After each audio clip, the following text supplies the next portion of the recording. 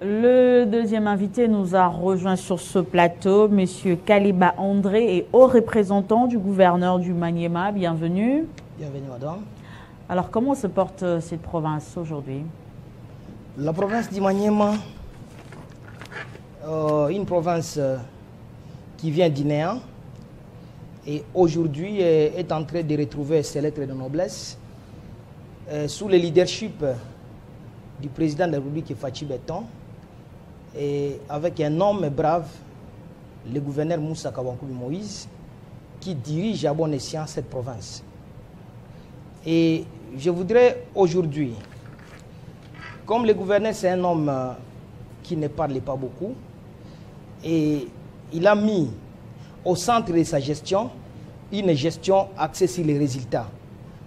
Comme vous connaissez bien, la gestion axée sur les résultats est une approche de gestion qui met l'accent sur les réalisations concrètes et mesurables.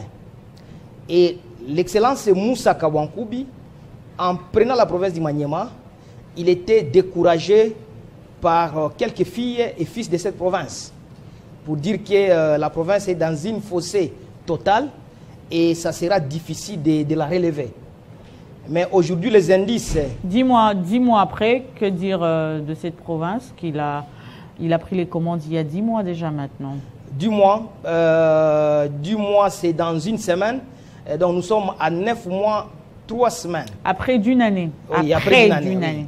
Donc les résultats sont, je vais vous les citer, vous serez, je crois, scandalisés. Scandalisés pourquoi? Oui, en fait, le gouverneur, en prenant la province du Maniema, il n'a trouvé dans la caisse quasiment 0 francs, mais étant chef, il ne pouvait pas se plaindre quant à cette situation.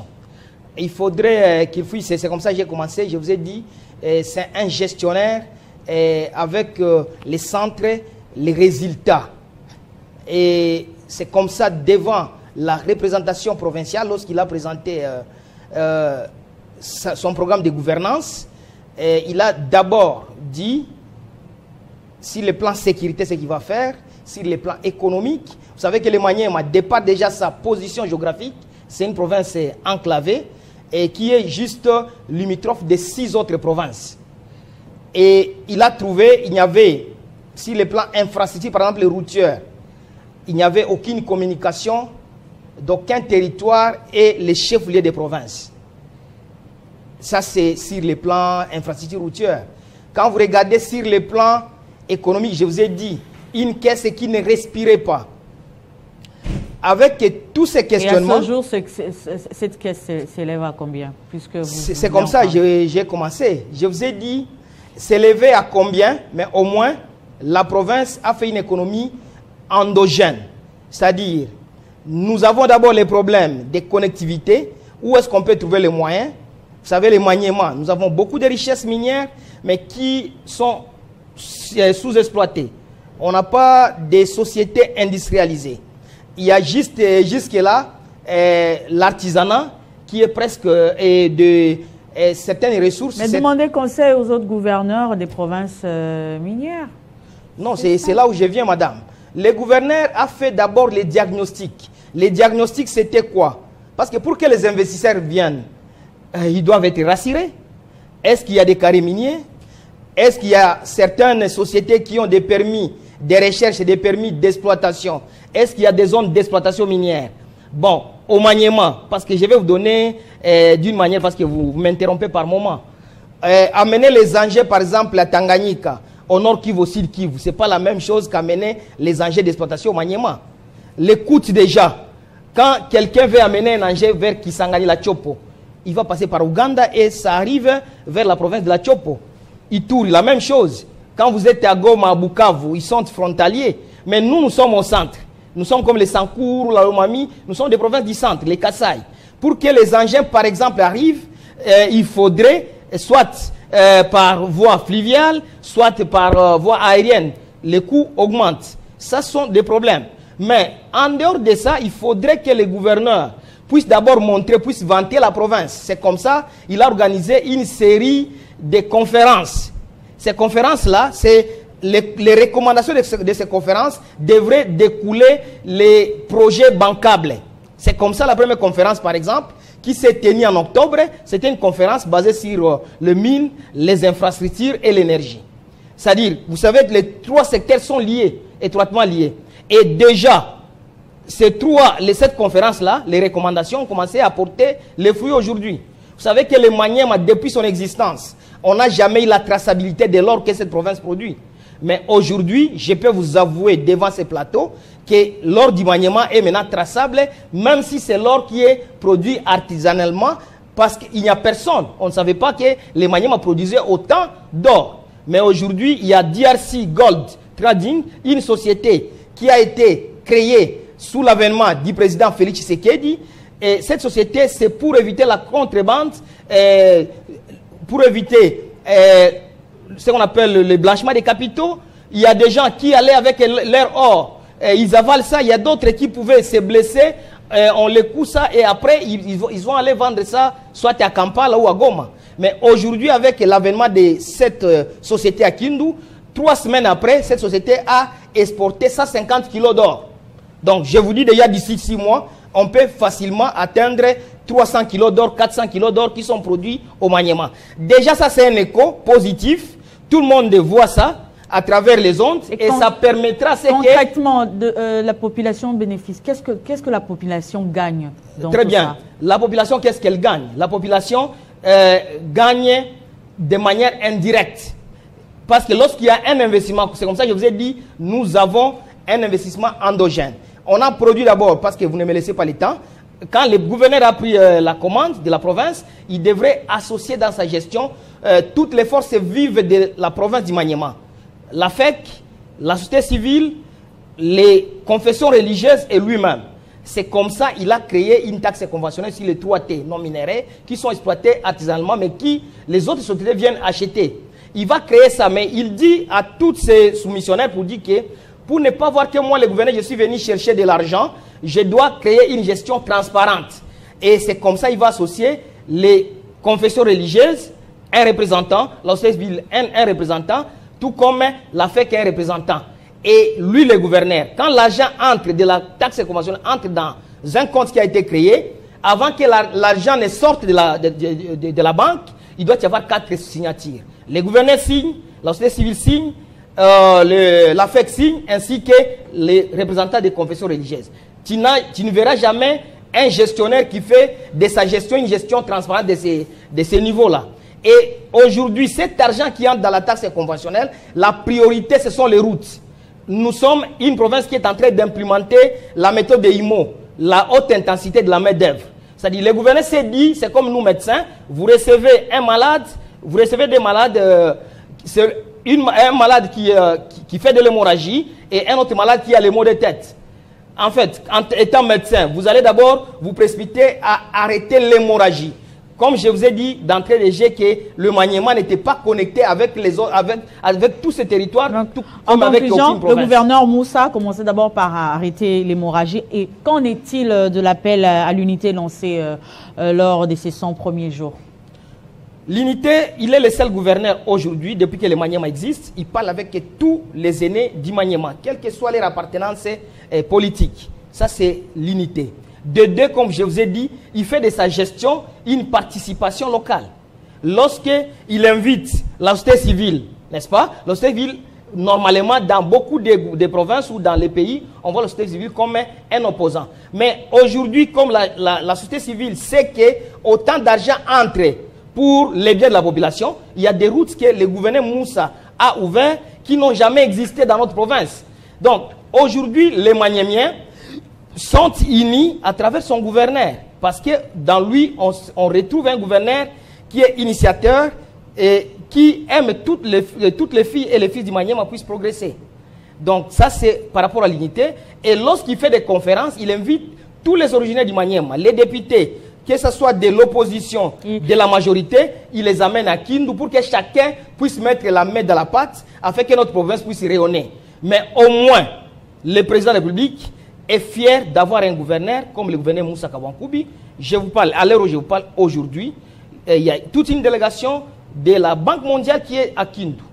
parce qu'on a trouvé sa gestion est tellement transparente. À Kindu, où l'insécurité refait surface, la société civile déplore cela, et puis la population, les députés provinciaux également.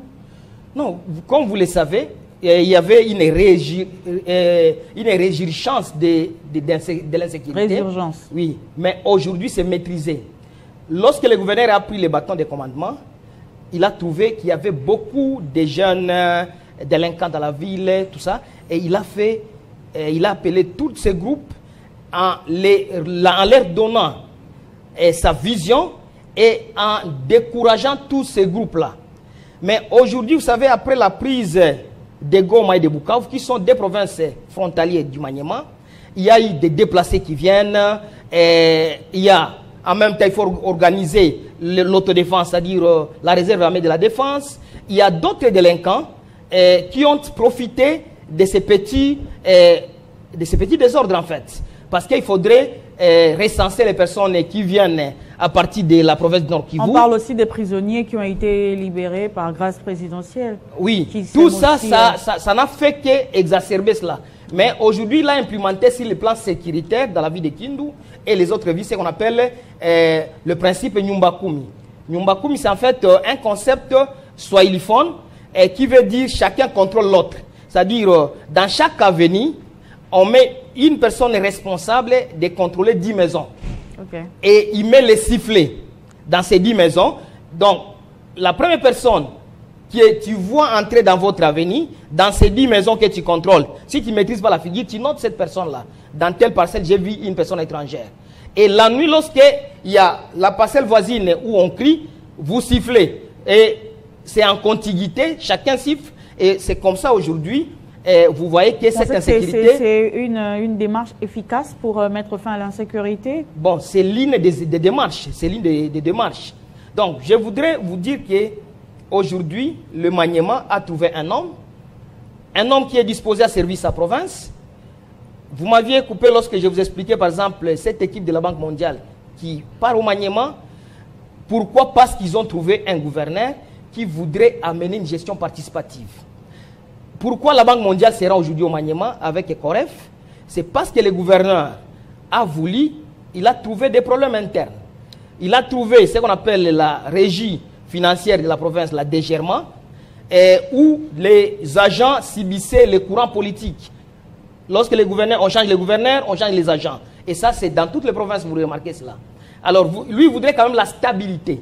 Lorsque ces agents qui travaillent à la régie financière sont stables, ça va permettre de booster l'économie provinciale. Mais pour qu'ils soient stables, il faut un concours, qu'ils passent un concours. Mais ce n'était pas facile. Il faudrait d'abord convaincre la représentation provinciale. Et les députés ont été convaincus. C'est comme ça l'équipe de la Banque mondiale est allée au Maniema, afin d'abord de procéder à la formation, à l'information, et pour que dans les jours subséquents, on puisse organiser un concours à la DGERMA. Et là, on aura des animateurs qui ne viennent pas directement de la politique, mais qui viennent pour booster l'économie de la province. Donc, vous voyez un peu donc, autant de projets qu'il amène à la province pour que la province décolle. Est-ce que vous savez, depuis qu'il est gouverneur, il a déjà arrivé à Kinshasa, ne fût-ce qu'une seule fois? Est-ce qu'il refuse de venir? Il voit son déplacement, c'est les coûts qui va... donc il y aura un budget y afférent. Or, la province, il a trouvé la province dans une fossée, il faut d'abord remonter la pente. Donc, c'est un gouverneur qui voudrait aujourd'hui... Donc, pour vous, le gouverneur Alphani a laissé le Kindu dans une fossée, le Maniema dans une fossée? Bon, je ne suis pas venu parler au nom de personne. Donc, je parle... Aujourd'hui, même lui-même... Mais c'est ce que vous sous-entendez carrément. Non, j'ai dit ceci. Il n'y a pas que lui qui est passé gouverneur au Maniema. Il y en a tant d'autres. Okay. Vous avez déjà entendu parler de la fonction publique provinciale. Quand vous lisez la loi sur la libre administration des provinces, les provinces ont une mission de créer, par exemple, leur fonction publique provinciale. Mais pour qu'ils en créent, il faut qu'ils aient les moyens de payer ces agents. C'est comme ça aujourd'hui, dans 6-8 mois, vous allez voir l'opérationnalisation de cette fonction publique provinciale à travers la DGERMA et l'OPERMA. L'OPERMA, c'est l'Office provincial de donc en fait l'office provincial des routes d'entretien routier du Maniema. Cet office-là, les gouverneurs, dès qu'on va relier tous les territoires avec la ville de Kindu, il va maintenant engager les cantonniers pour qu'ils fassent le travail en fait que dans les jours à venir, qu'il n'y ait pas des égouts, qu'il n'y ait pas des trous sur la route là-bas. C'est-à-dire, à l'époque où vous aviez vu, par exemple, à l'époque belge, les routes étaient entretenues par la méthode les cantonnage manuel. C'est comme ça, lui va engager les cantonniers, et ces cantonniers, il va les payer afin qu'ils rendent la route toujours praticable. Ça, c'est une innovation. Lorsqu'il veut octroyer les numéros matricules aux agents de la dégerment, c'est une innovation. Le gouverneur Moussa a été élu pour 5 ans. Alors, qu'est-ce qu'on peut encore attendre de lui? Déjà, le 10 mois promettent pour dire qu'il peut faire mieux ou très mieux. Dans les plans quinquennal, il voudrait au Maniema qu'on ait, par exemple, une énergie capable de fonctionner des usines. C'est comme ça, après la première conférence, parmi les recommandations, il y a eu des sociétés qui ont gagné les marchés et ils sont dans les pourparlers avec la société Sakima pour signer les contrats afin que la centrale de Luchiruku puisse produire 6 MW et la centrale d'Amwe de Kailo puisse produire 2 MW. Et cela fera que la province du Maniema, par exemple, on peut, dans les jours à venir, mettre la Bralima dans le Maniema, une brasserie pour fabriquer de la bière. Il y aura, ça va déjà amorcer l'emploi direct et indirect. Et dans les jours à venir au Maniema, nous avons des pierres calcaires, nous avons la chaux, tout ça. On peut implémenter une usine de fabrication de ciment. Est-ce que vous savez qu'au Maniema, un sac de ciment, ça varie entre 25 $ et 30 $.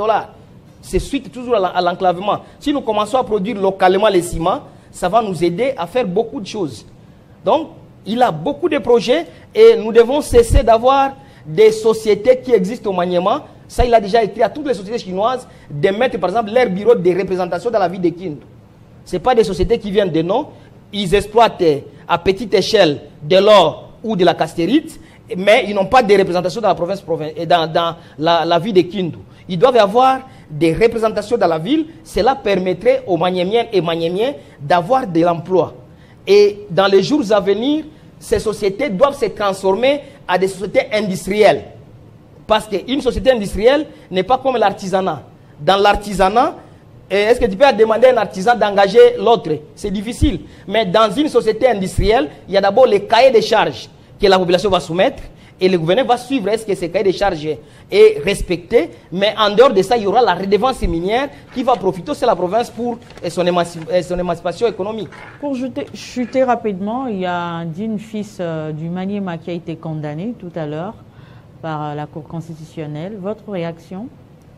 Bon, ma réaction, je suis venu au plateau pour donner les réalisations de son Excellence Moussa Kawankoubi, qui est le gouverneur. Mais vous avez parlé tout à l'heure de l'unité des fils et filles du Maniema. Mata Tampogno, c'est mon grand frère, que je respecte bien.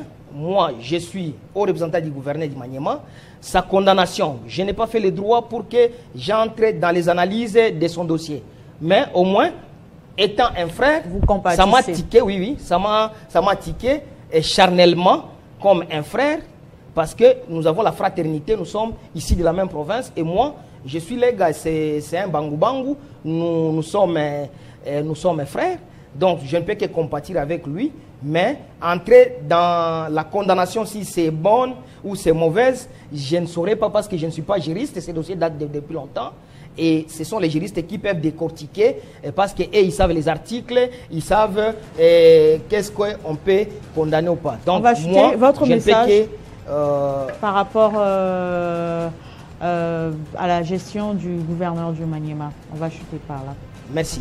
Donc, le dernier message à la population du Maniema qui vous suit. Le dernier message, c'est demander à la population du Maniema, de ce territoire, Kibombo, Kasongo, Kabambare, Punya, Lubutu, Kailo, Pangi et la ville de Kindu, de donner confiance à leur numéro 1, qui est le gouverneur Moussa Kawankoubi, l'homme de la gestion axée sur les résultats. On sait que lorsqu'il reste à cette trône pendant 5 ans, la province du Maniema sera parlée comme les autres grandes provinces de notre pays, parce qu'on sera connecté avec la province de la Chopo. Déjà, il y a une route que le gouverneur a financée ensemble avec son homologue de la Chopo pour que les marchandises viennent de la Chopo vers Kindu par la route de Ubundu, afin que ça aura un impact économique sur les prix. Donc, les Maniemiennes et Maniemiens, nous vous recommandons l'unité, d'aimer l'action de notre gouverneur qui est plein de mœurs, plein d'intelligence et plein de projets d'avenir pour le développement de notre province. Et d'ici 5 ans, le Maniema sera dans les concerts des grandes provinces de notre pays, pas d'Afrique et du monde. Merci, Monsieur Kaleba André. Je rappelle que vous êtes haut représentant du gouverneur du Maniema. Votre message est passé. Merci beaucoup, madame. Merci de nous avoir suivis. Ne quittez pas vos chaises. Tout à l'heure, vous allez suivre la grande édition du journal avec Nathalie Yoko.